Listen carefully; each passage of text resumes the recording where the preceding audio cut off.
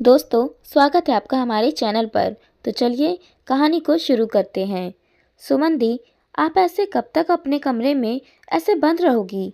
चलो बाहर आ जाओ, सब आपका इंतज़ार कर रहे हैं।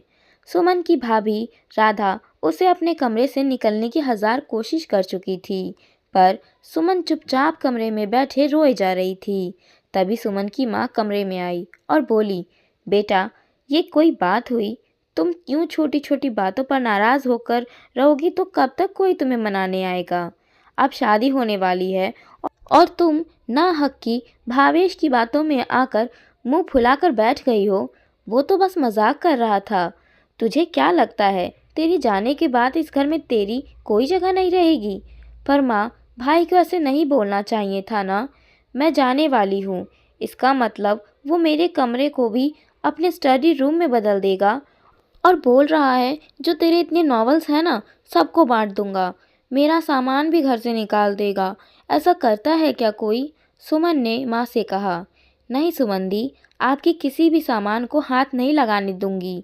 आप अपने भैया की मस्ती भी नहीं समझ सकती। वह बस आपको छेड़ते रहते हैं।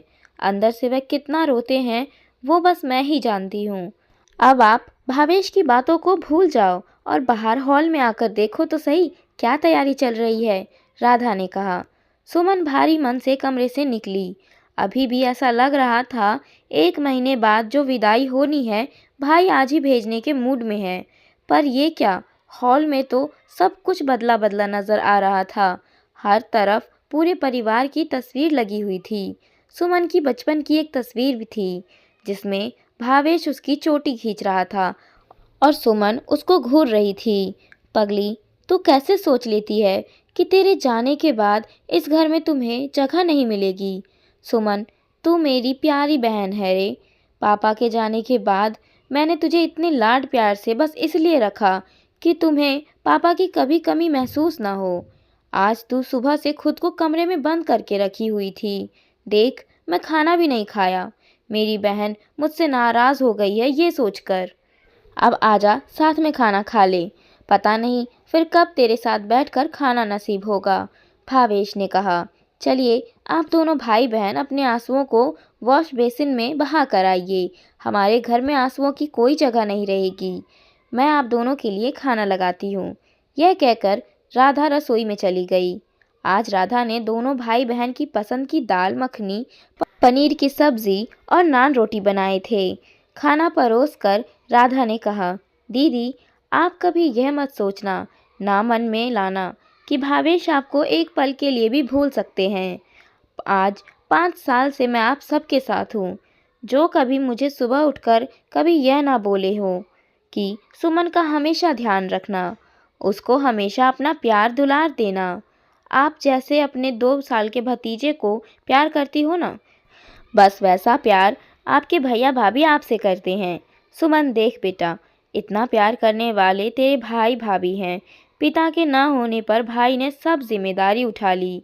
देखना, जब मैं ना रहूँगी तब भी तुम्हारी भाभी तुम्हें कभी माँ की कमी महसूस नहीं होने देगी। बेटा, प्यार दोनों तरफ से होता है, तभी रिश्ते भी निभते हैं। तू बस यह समझ कर कि तेरी भाभी तेरी माँ जैसी है, बस फिर किसी बात की कोई कमी महसूस नहीं होगी। क्यों राधा बहू, मेरे नहीं होने पर भी सुमन का मायका बना रहेगा ना? सुमन की माँ ने कहा। यह कैसी बात कर रही हैं माँ? आप साथ रहेंगी और सुमन दी को हम सबका पूरा प्यार मिलेगा। बस अब ज़्यादा मुंह फुलाए तो मैं भी मुंह फुलाकर बैठ जाऊंगी। फिर देखते हैं हमें कौन मनाने आता है, सुमन को छेड़ते हुए राधा ने कहा। सुमन उठकर अपने भाभी के गले लग गई और बोली, मुंह फुलाए मेरी जुत्ती, मैं तो आज से नखरे करने वाली हूँ, छुटकू की तरह, जो अपनी बात मनवाने के लिए रोना शुरू कर देता है। अरे दीदी, आंसुओं को बचा कर रखना, विदाई के वक्त बहाना। अभी तो इन आंसुओं की जगह यहाँ नहीं है, राधा ने माहौल को ठीक करने के उद्देश्य से कहा। 1 महीने बाद महक की शादी हो गई। विदाई के वक्त राधा के गले लगाकर सुमन ने कहा, भाभी, मेरा मायका सदा बनाए रखना। जैसे आपका मायका आपका इंतज़ार करता है, वैसे ही मेरे मायके को मेरा इंतज़ार रहे। हाँ दी, आप जैसा छोड़ कर जाओगी वैसा ही मिलेगा। हमारी प्यारी यादों को संजोए हुए। राधा ने सुमन को गले लगाकर कहा, आज भी सुमन का मायका महफूज है। किसी किसी को किस्मत से ऐसे रिश्ते मिल जाते हैं जैसे सुमन और राधा का था। तो दोस्तों, आज की कहानी इतना ही। आज की कहानी में रिश्तों की कितनी अहमियत होती है इस बारे में पता चला है। तो दोस्तों, आपको कहानी अच्छी लगी हो तो वीडियो को लाइक, शेयर, कमेंट ज़रूर कीजिएगा और चैनल को सब्सक्राइब ज़रूर कीजिएगा। आज के लिए इतना ही। धन्यवाद।